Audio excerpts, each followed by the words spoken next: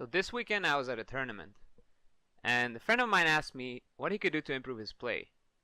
And I told him to play safer, take less risks. And then, rightfully so, he asked me, why is it that one of the most successful players in Dragon Ball FighterZ, Kazunoko, always, does like risky stuff. He's known for taking risks and hard reads, making hard reads, YOLO DPs, whatever. And it actually got me thinking, like, am I really correct in telling him that he should play safer? And I had to think for a bit before I could actually answer that question. So what exactly is it that makes a risky play good or bad? The basic idea can be explained with the concepts of proactivity and reactivity. Many of you may already be familiar with these terms, but for those of you who are not or may not entirely be sure, let me explain what they mean.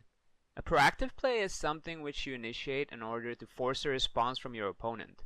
And a reactive play is usually something which you initiate to actually respond to something which your opponent did. This is very often present in games such as chess or card games, but it's also really often present in fighting games.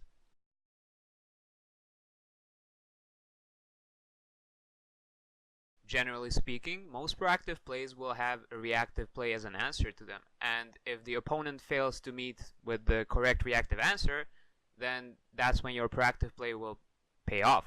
A very common example in Dragon Ball would be to super dash at someone who is in the air. So let's say you super dash at them when they're in the air, and then you force them to the ground with an assist, and then you can keep the pressure running. So it's a very good proactive play because it's hard to react to. There are, of course, tools to react to it, such as jabbing them out of the air when they're super dashing at you, or some characters have it easier, such as Hit or Super Saiyan Vegeta or Cooler, who have either counter moves or DPs which can deal with it, but it's still very hard to be so focused to actively counter the super dashes. And that's why, for example, that's a very good proactive play, because it will very often pay off for you. So how does this relate to good and bad risky plays? Well, good risky plays will only or mostly be punished proactively, whereas the worse a play gets, as far as the risk to reward ratio goes, the easier it will be to punish it reactively. So let's take our previous example of super dash and assist. If you super dash call an assist to, bring your opponent to the ground from the air, then it's very hard to react to and to punish it while the opponent is airborne. So that makes it a pretty good risky play. Whereas if the opponent is on the ground and you super dash, that makes it much easier to react to because of, being able to just 2H it. So that makes it a much worse risky play to super dash at someone who's on the ground. Another example of a good risky play would be to do a wake up reversal covered by an assist, for example, when the opponent is trying to pressure you, because they have to proactively make a hard read that you're going to do this reversal covered by the assist and try to punish it like that. They can't just, block it and react like in most other games. On the other hand, another example for a bad risky play would be canceling whiff normals into vanish, like as a panic vanish, to make it safe, or to do like an unjailing special move into a vanish.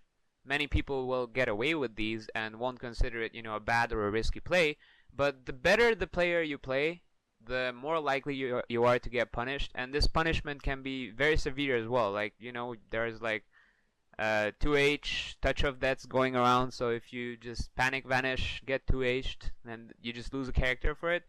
You can see why it's a very risky play to make against very good players who can react to these things.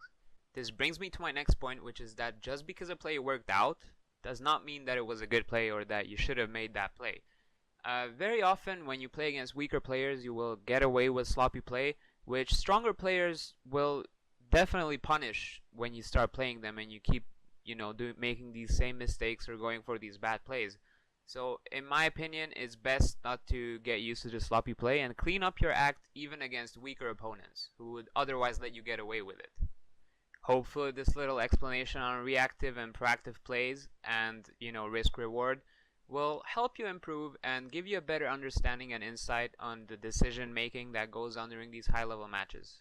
I do have a few more videos planned similar to this one where I will talk more about macro decisions and much less about like optimal combos or setups or whatever, but more about the stuff which separates like the good players from the really good players, so like the top players. So yeah, look forward to that in the next week to 10 days, and see you next time.